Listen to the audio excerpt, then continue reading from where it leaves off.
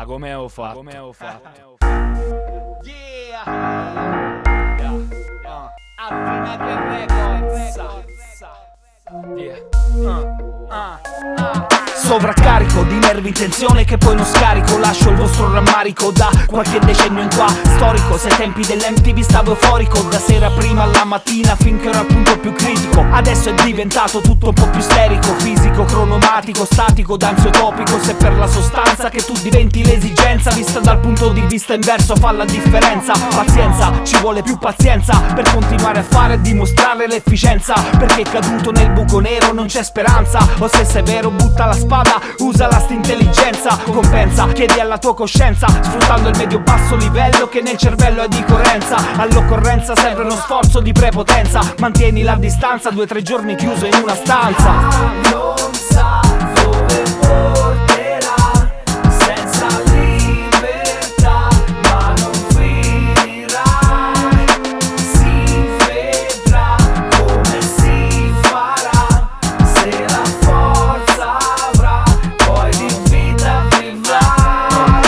Fortunatamente non ho mai nessun contatto, mi basta uno spino che me ne resto 4-4. Da ragazzino io con me stesso ci ho fatto un patto. Ho provato di tutto ma non mi sono mai strafatto. Strafotto, base più metrica fanno il botto. Vado di rap e di rap mi sono assuefatto. Doppia influenza metrica non c'è conflitto. Quando metto in assetto ti faccio rigare dritto. Mi sbatto, cerco di stabilire un concetto. Salvare i miei fratelli dal solito sballo astratto. Aspetto, già l'avevo detto, la vita è lo sballo più forte che ci hanno mai detto. Nei secoli dei secoli l'hanno pure tradotto. Poi sono cazzi tuoi se vuoi buttare tutto dentro il gabinetto. L'impatto, scegli la vita, ama la vita, vivi la vita. L'unica cosa vera che ti scorre fra le dita.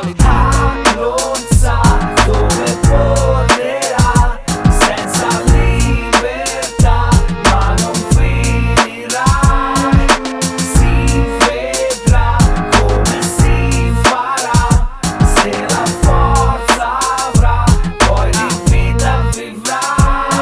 Sti cazzi, giornate senza spazi. Vedo bambini dormire all'impiedi fottuti come pupazzi. Di scazzi, pieni fino a diventare pazzi. E non cambia niente che te la fumi o che te la spruzzi. T'ammazzi, muori lentamente. Il tempo passa intanto, tu stai mezzo morto in mezzo alla gente. Che sia bastardo opprimente, che non aiuta il tuo presente. Ma se non la smetti non arrivi a vedere niente.